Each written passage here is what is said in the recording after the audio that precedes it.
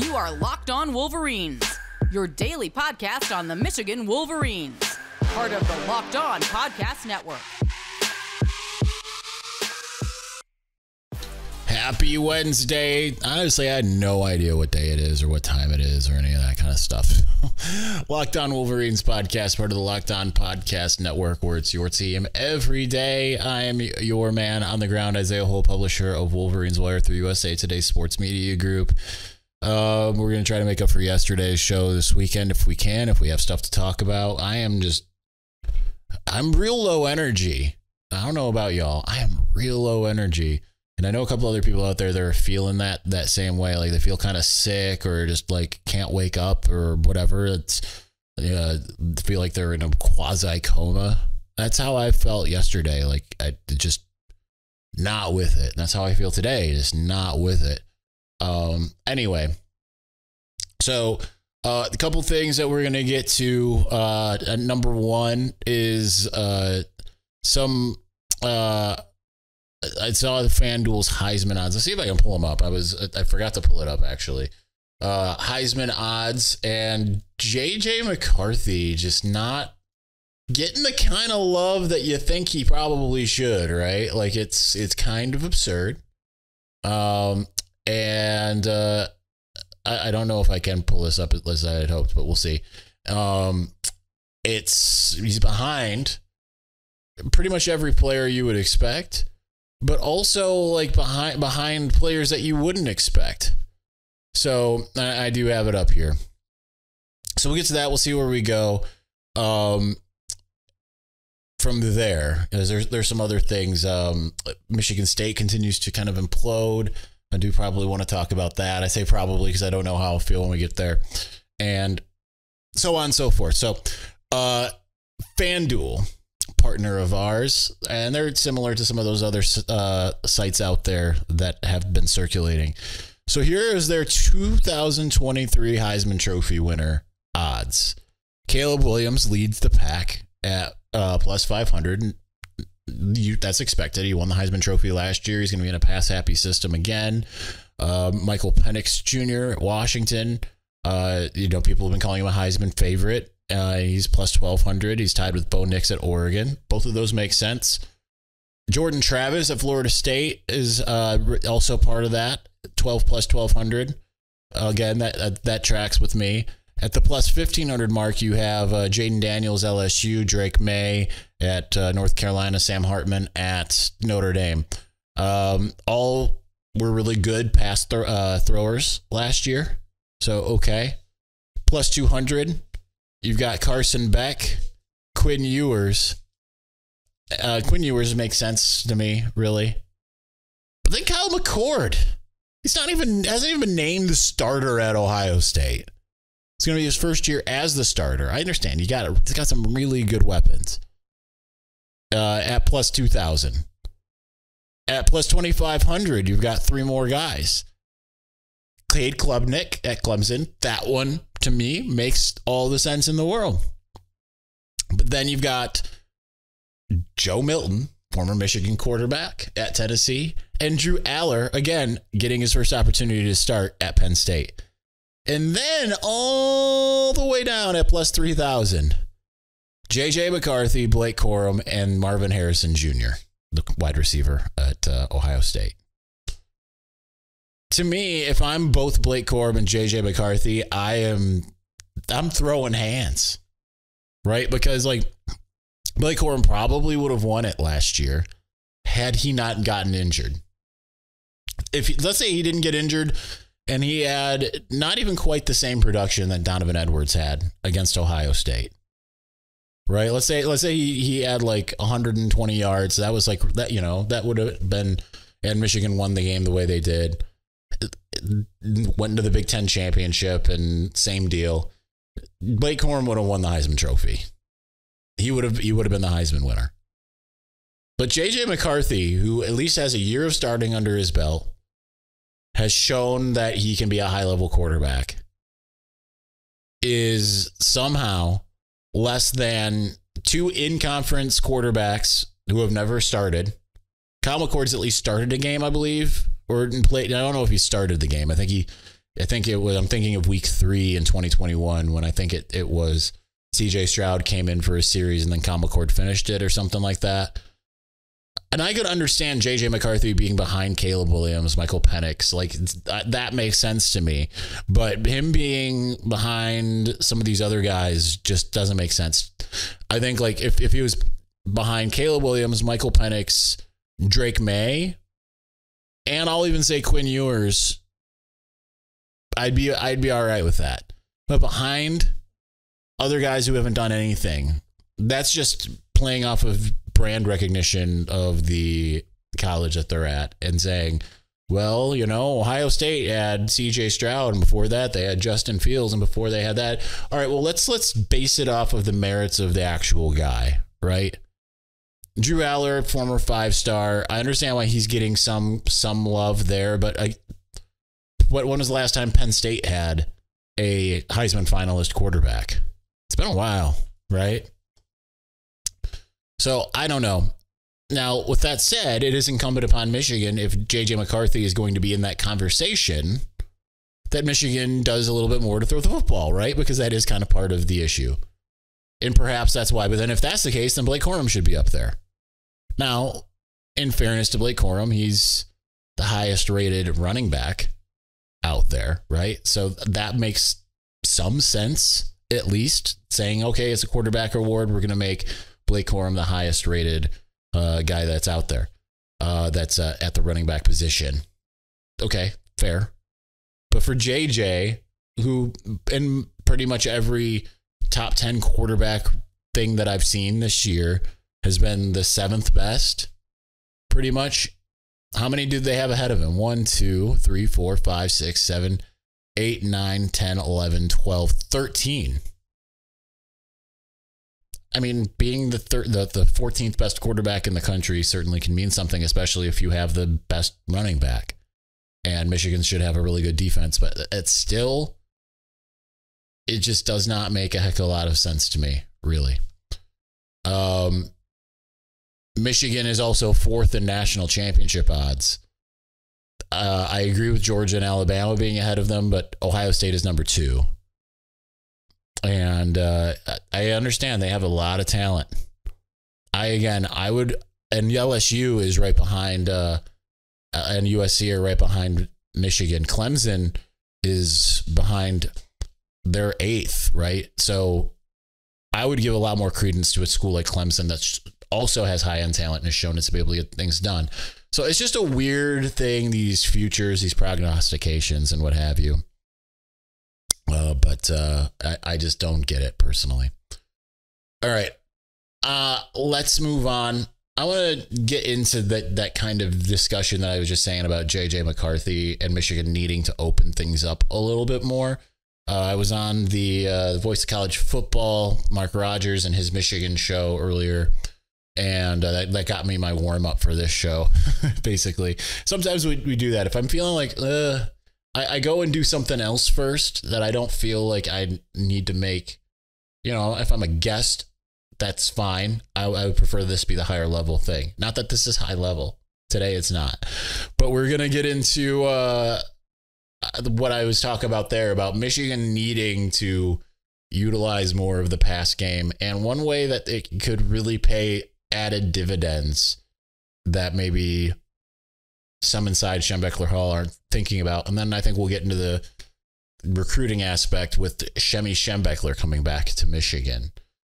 So if you're looking for a delicious snack, but don't want all of the sugar and calories, then you need the best tasting protein bar ever built. You have got to try this. I had 2 Built bars yesterday of the cookie dough chunk puffs. And if you're like me and you want to make healthier snack choices, but you don't want to compromise on taste, I've got just a thing for you. Built bars and Built Puffs. Built bars are healthy and taste amazing. Seriously, they taste so amazing you won't think they're good for you. You've got to try it. And, you know, I'll probably have 2 more as a meal replacement tonight, like I did yesterday. What makes Built Bars so good? Well, for starters, they're covered 100% real dark chocolate. That's right, real chocolate. And they come in unbelievable flavors like churro, peanut butter brownie, and cookies and cream. I'm not sure how Built does it, but these bars taste like a candy bar while maintaining amazing macros. What's even better is that they are healthy. Only 130 calories and 4 grams of sugar with a whopping 17 grams of protein. And now you don't need to wait to get a box. For years, we've been talking about ordering Built bars at Built.com. Now you can get them at your local Walmart or Sam's Club, while you can still get your specialty flavors at Built.com. That's right. Head to your nearest Walmart today, walk to the pharmacy section, grab yourself a box of Built bars. You can pick up a 4-bar box of cookies and cream bar, double chocolate bar, or coconut puff. If you're close to a Sam's Club, run and grab a 13-bar box of our hit flavors, brownie batter puff and churro puff. You can thank me later. All right, you're going to continue getting the zombified version of me for about 15 more minutes. That's how I feel. I just feel like a zombie. Don't know what it is. Just, again, I don't know how y'all are out there feeling. I know multiple people who are similarly feeling to today, yesterday. It's bizarre. Anyhow, so what Michigan needs to do, really, and this isn't just for this year, it really is for, I mean, they need to do it this year for the future. We went over last week about the former national champions and how they've all passed for like 3,500 yards at least on the season, and so on and so forth, and how that's crucial for the ability to win a national championship, which is clearly what Michigan wants to do this year. And I know they want to do it every year, but it's certainly on the table. It's not a pipe dream that it could happen this year. But if you want to be able to lure that, listen, they've got Jaden Davis coming in, and certainly there's a debate of how good Jaden Davis can be, all of that stuff. Didn't get the Elite 11 invite, as had been hoped for after the regional. Aaron Nolan from Ohio State did get it at the same regional. So certainly there's going to be, those two will be inextricably tied for a while about who's going to be good, better, kind of like you would, I would think that's probably what the JJ McCarthy, Kyle McCord argument's going to be like as well, once Kyle McCord actually gets that opportunity. But if you got a guy like Bryce Underwood sitting in your backyard, literally 10 minutes away, you got to be able to bring a guy like him in. In order to do that, you cannot have your 5-star quarterback that you currently have just basically chilling, handing the ball off.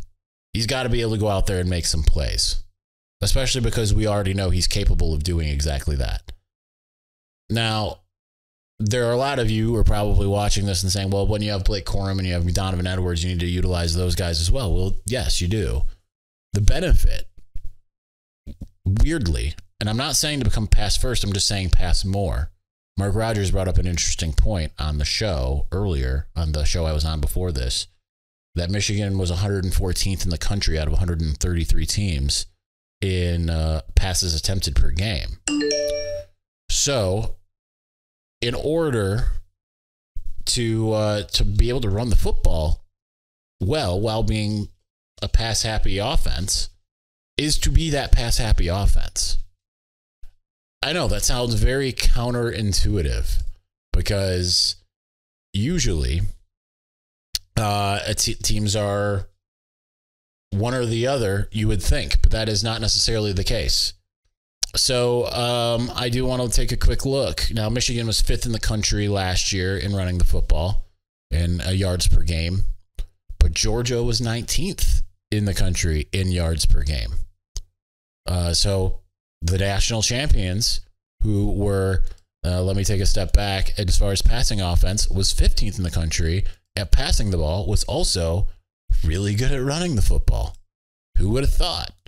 In 2021, I believe Georgia was somewhere up here as well. We're finding this out together as I think about it. They might not be quite as high as I would have thought. At least I'm not seeing them straight away. 36th at running the football, 191 yards a game. In 2020, Alabama won the national championship. They were certainly very pass happy, and they were 47th. So a little bit not further down, but I mean, not by much. 183 yards per game running the football in 2020. 2019 LSU, they certainly are going to be not quite as high because they were really pass happy, but they were still above middle of the pack, 60th in the country, 166.8. Alabama 2018, also 42nd, 198.4 yards per game. So you see what I'm getting at. I've talked about the importance of being able to throw the football. It's in order to win a national championship. That doesn't mean you're necessarily sacrificing a lot when it comes to running the football. And when you have an offense like Michigan's, that you have a lot of different playmakers, and you have not only two enigmatic running backs, but you have a quarterback who can run the football, you're just basically setting it up where you make your offense literally indefensible, because you can show pass and run, and you can show run and pass, and teams can load up to stop one or the other. I mean, we've seen it happen even for Michigan. You look at this last year's Ohio State game. Michigan was only able to run the ball effectively, really, after Ohio State said, we're going to stop the run at all costs. And then Michigan said, okay, well, we are going to do like they said they were capable of doing and pass it over your heads. They do that. And then suddenly they're like, oh, we have to be a little bit more balanced in the defense. And then suddenly Michigan's able to run the football. It really sets it up so it doesn't really matter what a defense tries to do to stop you. They can't. But Michigan needs to get in the mindset, and I'm sure that they are. I'm not acting like that's not one of the things that they're doing. But they need to be in the mindset in 2023 of, we definitely need to throw the football more. Teams that throw the football tend to win a lot more bigger games in today's college football. And Michigan certainly is zigging while a lot of other teams are zagging. Georgia certainly did that, but then you look at what Georgia did this year, and they threw the football. If you want to be able to go out there and continue this lineage of high-end quarterbacks, which I highly recommend, not just because that's a good way to win football games, but because Bryce Underwood, that would be a massive perception win for Michigan, even if he is 10 miles away, to be able to go and get the number one kid in the country, the number one quarterback in the country. That most important position happens to be just down the road. You got to get him into Ann Arbor. And if Michigan wants to do that, it needs to be able to show that it can do that. Otherwise, there's going to be another school that sits there and says, yeah, you can go there and hand the ball off, or you can come here and win a national championship and throw the ball and become like a top-rated draft pick. Michigan needs to be able to add to its arsenal of being able to show that it can do more with the quarterback position than what it has shown. Now, I think that last year was probably in part by design. J.J. McCarthy, it was his first year starting. I think that the training wheels fully come off this year, and we see him really take that next step. But it's just, it needs to be reiterated that Michigan needs to do that. All right, let's continue on. I want to just speak for a couple moments about that whole recruiting part, because Shemy Schembechler is coming home. And I think that is worth discussing for at least a few moments here. So we'll do that here in just a moment.